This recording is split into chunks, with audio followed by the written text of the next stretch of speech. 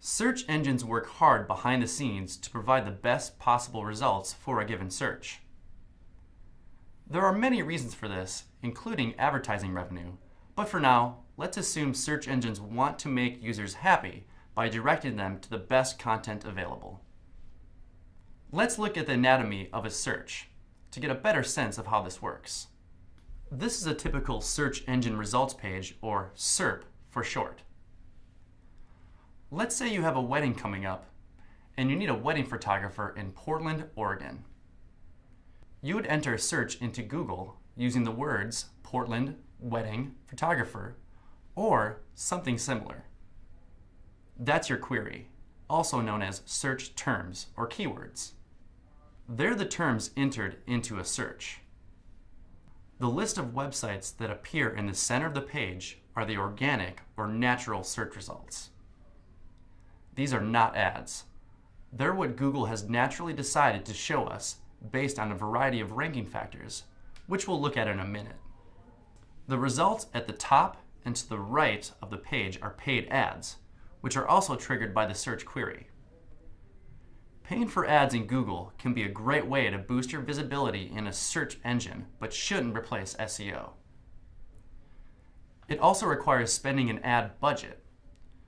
For now, let's focus on how to get a website to appear in the organic listings. Let's look at what happens behind the scenes when someone hits enter on a search. First, Google constantly crawls the web or visits and revisits websites in order to update its index of what's out there.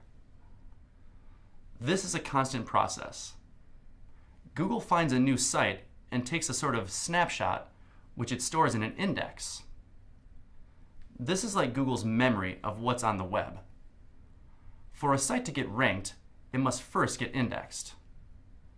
Think of it like Google's catalog of web pages, which is constantly being updated and refreshed to provide the best possible search results.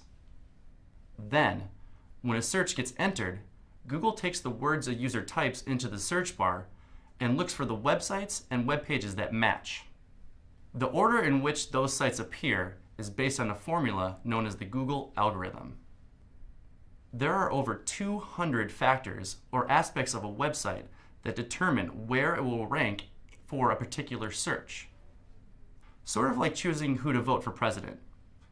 You'll look at a few factors to make your decision. For example, each candidate's views, experience, political history, personal history, and public appearance are all factors that determine how you vote. So what are those ranking factors anyway?